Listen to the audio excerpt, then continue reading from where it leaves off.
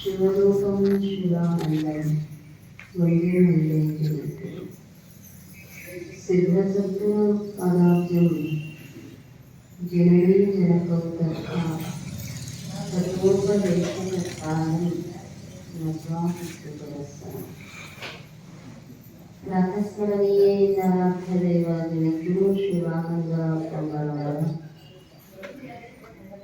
ಜಗನ್ಮಾತೆಯ ದಿವ್ಯ ವಿರಾಮಗಳನ್ನು ಎಲ್ಲ ಹೃದಯ ಮಂದಿರದಲ್ಲಿ ಧ್ಯಾನಿಸಿಕೊಂಡು ಅದ್ವೈತ ಸಾರ್ವಭೌಮ ಚಕ್ರವರ್ತಿ ಜಗದ್ಗುರು ಸಿದ್ಧಾರೂಢ ಪಂಗಳವರ ನಗರದ ಆರಾಧ್ಯ ದೇವತೆ ಜಗದ್ಗುರು ಕಾಲಸಿದ್ದೇಶ್ವರರ ದಿವ್ಯ ಚರಣಾರವಿಂದಗಳನ್ನು ಮನಮಂದಿರದಲ್ಲಿ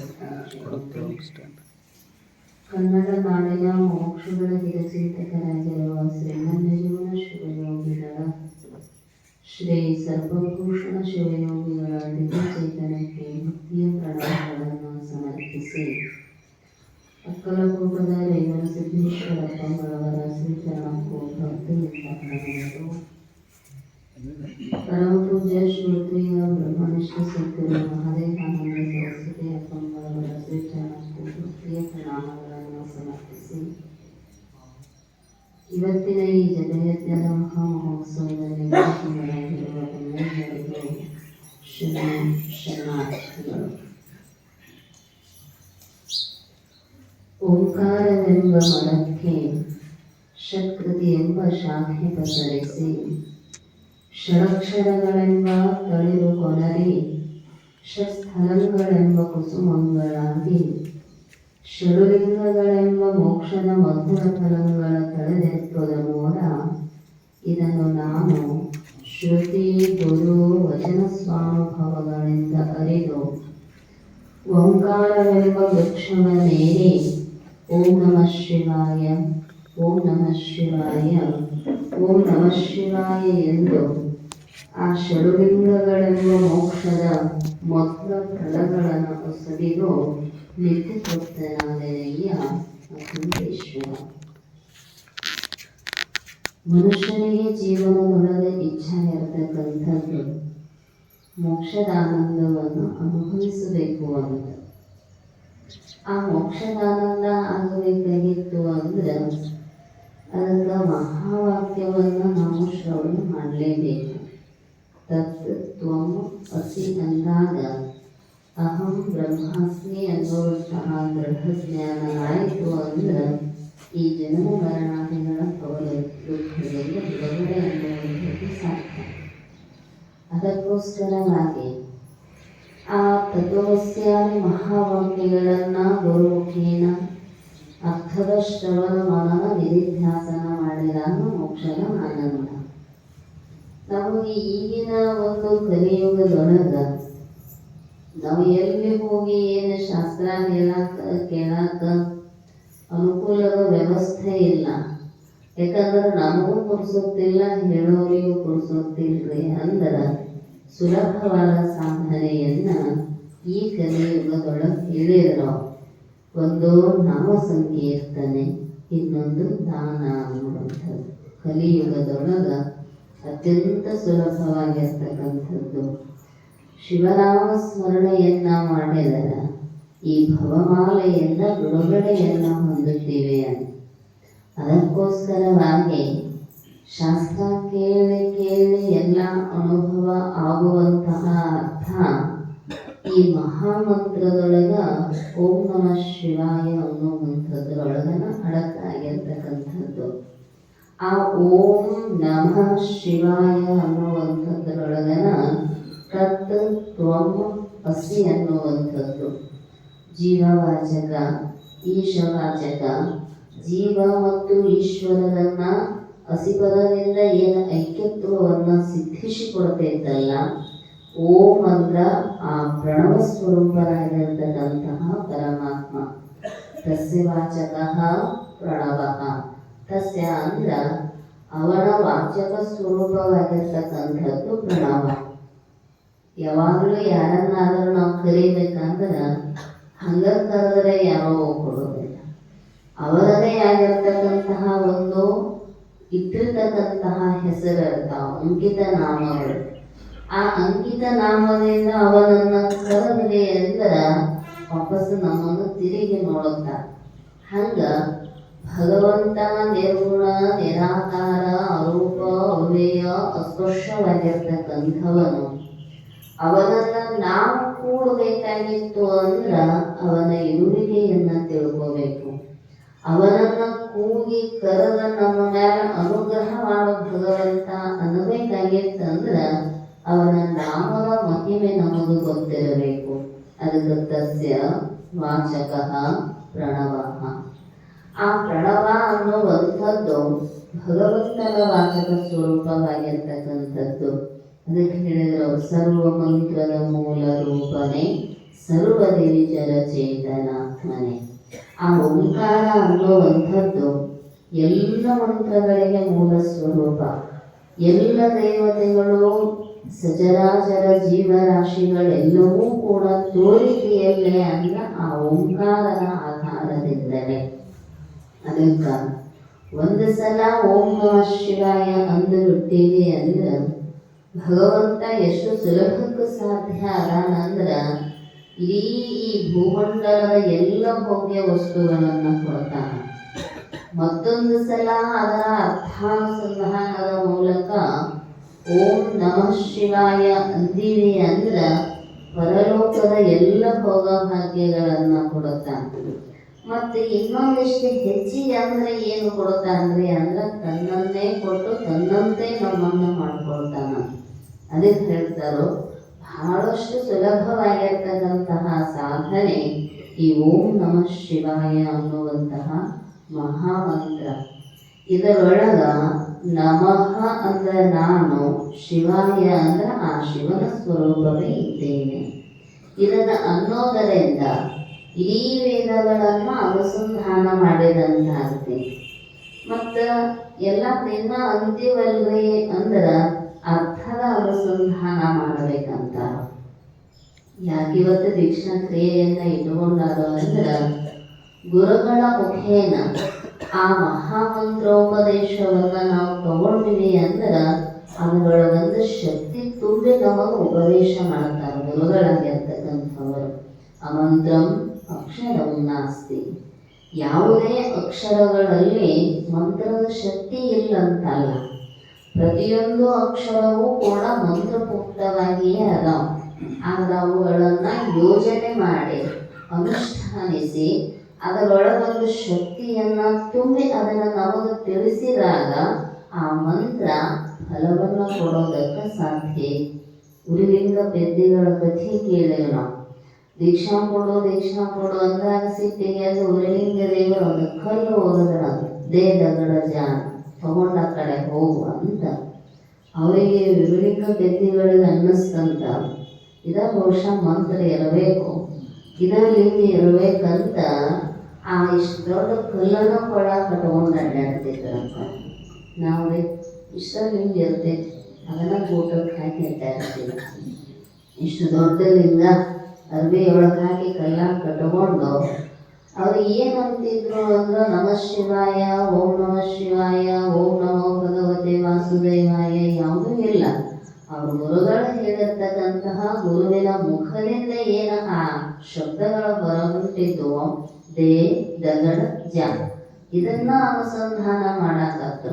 ಅದಕ್ಕೆ ಶರಣರು ಹೇಳಿದ ಮಂತ್ರವ ಕಲಿತಳೇನೋ ಪುನರುಚ್ಚರಿಸಿದಲ್ಲದೆ ಸಿದ್ಧಿಯಾಗಲು. ಆ ಮಂತ್ರವನ್ನ ನಾವು ಗುರುವಿನ ಮುಖಾಂತರ ತಗೊಂಡ ಬಳಿಕ ಅದನ್ನು ಸಿದ್ಧಿ ಮಾಡ್ಕೊಳ್ಬೇಕು. ಒಂದೊಂದು ಅಕ್ಷರಕ್ಕೂ 1 ಕೋಟಿಯಷ್ಟು ಮಂತ್ರಾನುಷ್ಠಾನ ಆಯಿತು ಅಂದ್ರೆ ನಮಗೆ ಮಂತ್ರದ ಸಿದ್ಧಿ ಅನ್ನುವಂಥದ್ದಾಗತೈತೆ. ಪ್ರತಿನಿತ್ಯವೂ ಕೂಡ ಏಳುವಾಗ, ಮಲಗುವಾಗ, ಕುಂತಾಗ, ಕೆಲಸ ಮಾಡುವಾಗ ಆ ಮಂತ್ರವನ್ನು ಸತತ ನುಡಿದ್ವಿ ಅಂದ್ರೆ ಅದು ನಮಗ ಸುಖಕ್ಕೆ ಸಾಧನೀಭೂತ ಆಗತಕ್ಕಂಥದ್ದು. ನಾವೇನು ಮಂತ್ರ ಸಿದ್ಧಿ ಮಾಡಿಕೊಂಡು ಯಾರಿಗಾರ ಏನು ಮೋಸ ಮದುವೆ ಮಾಡುವಂಥದ್ದಲ್ಲ.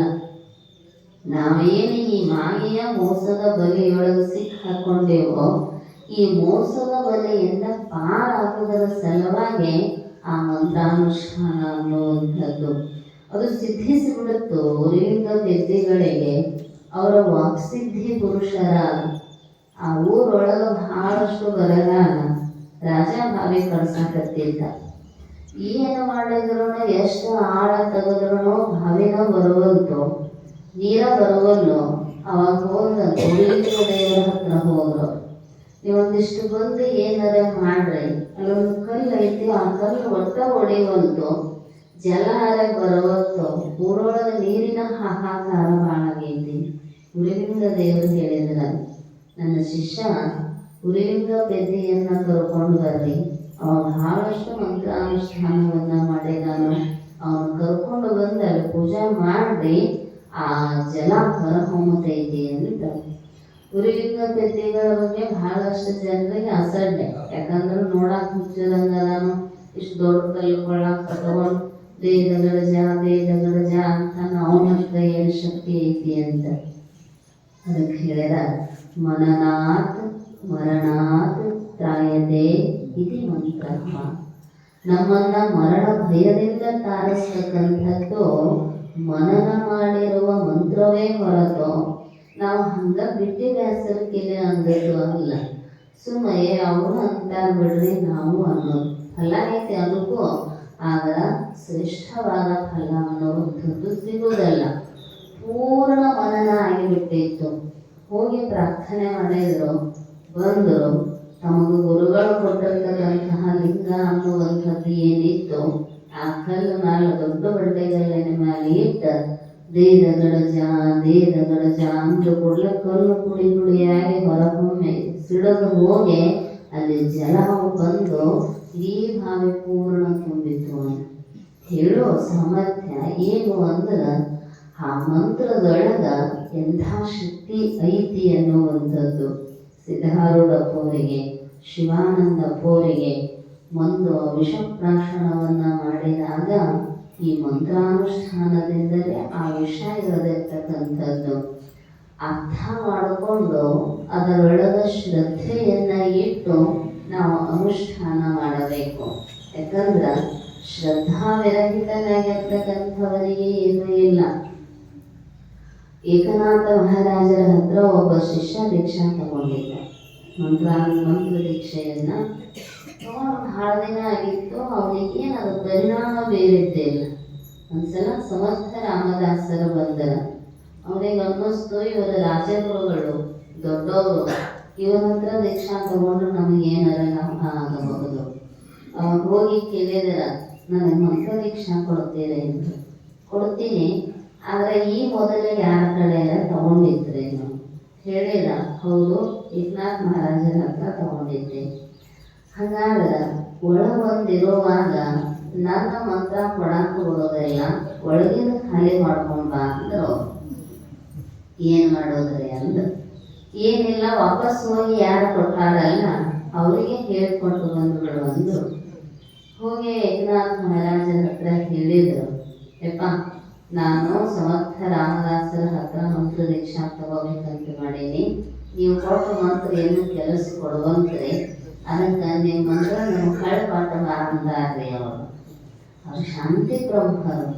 ಆಯ್ತು ಕೊಡಪ್ಪ ಅಂದ್ರೆ, ಹ್ಯಾಂಗೆ ಕೊಡೋದ್ರಿ ಅಂತ. ಏನಿಲ್ಲ, ನಾವೊಂದಿಷ್ಟು ಜಲ ಕೊಡ್ತೀನಿ, ನೀರು ಬಾಯೊಳಗೆ ಹಾಕ್ಕೊಂಡು ನೀವೊಂದು 5 ಸಲ ಹಾಕೊಟ್ಟು ಮಂತ್ರ ಅಂದ ಈ ಕಲ್ಲಿನ ಮೇಲೆ ಉಗುಳು ಹೋಗಿಬಿಡು. ತಗೋನಿ, ಯಾವ ರೋಗ ಹಸ್ತಾರೆ ತಗೋ, ನನಗೆ ಮತ್ತೆ ಇಲ್ಲ ಅಂತ ಬಾಯಿ ಒಳಗೆ ಆ ಜಲ ಹಾಕ್ಕೊಂಡು ಅವರು ಕೊಟ್ಟಿರ್ತಕ್ಕಂತಹ ಮಹಾಮಂತ್ರವನ್ನು ಒಂದು 5 ಸಲ ಮುಡೋದು. ಅಲ್ಲಿ ಕಲ್ಲಿನ ಮೇಲೆ ಉಗುಳಿದ್ರು ಬಂಗಾರ ಆಗಿಬಿಡ್ತಾವ. ನೋಡಿದ ಆಶ್ಚರ್ಯ ಅನ್ನಿಸ್ತು. ಆದರೂ ಓಡ್ಬಾರ, ಯಾಕಂದ್ರೆ ಅವ್ರ ರಾಜಗುರುಗಳನ್ನು ಅಲ್ಲೇ ತಗೋಬೇಕು. ಇದ ಬಂಗಾರ ಆಗೈತಂದ್ರೆ ಅವ್ರು ಕೊಟ್ಟು ಮಂತ್ರದೊಳಗೆ ಎಷ್ಟು ಶಕ್ತಿ ಇರಬಾರ್ದು ಅನ್ನೋ. ಹೋಗಿ ಕೇಳಿದ, ರಾಮದಾಸರು ಕೇಳಿದ್ರಂತ, ಕೊಟ್ಟು ಬಂದು ಈ ಮಂತ್ರ.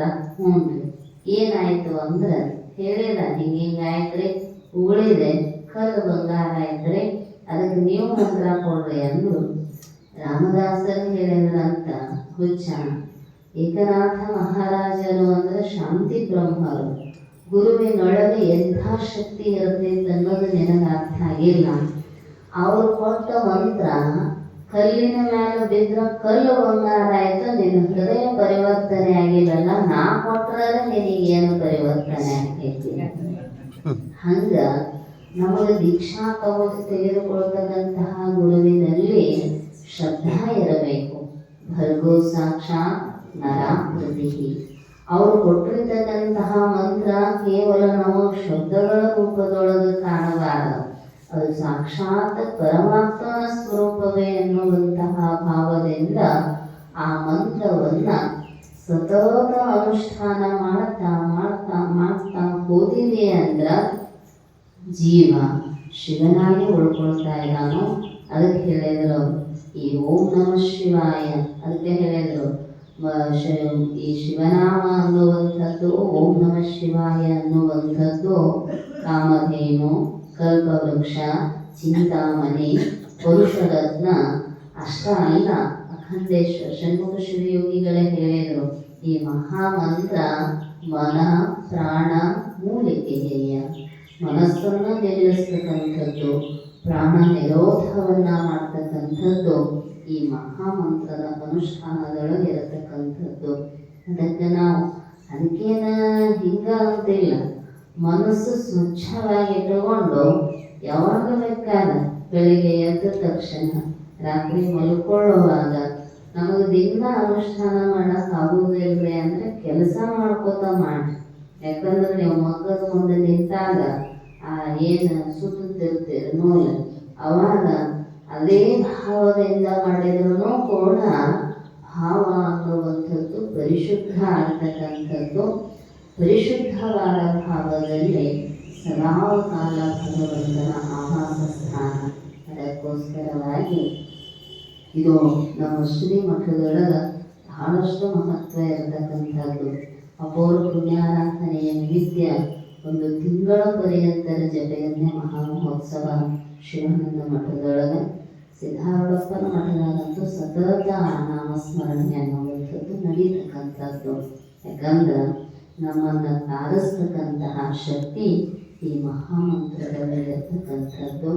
ತಾವೆಲ್ಲರೂ ಕೂಡ ಬಹಳಷ್ಟು ಶ್ರದ್ಧಾಭಕ್ತಿಯಿಂದ ಇಲ್ಲಿ ಬಂದು ಈ ಮಂತ್ರಾನುಷ್ಠಾನದೊಳಗ ಮಂತ್ರ ಜಪದೊಳಗ ಎಲ್ಲ ಯತ್ನಗಳಲ್ಲಿ ಜಪಯತ್ನದ ಸ್ವರೂಪ ನಾನಾಗಿದ್ದೇನೆ ಅಂತ ಭಗವಂತ ಹೇಳಿದಾನು.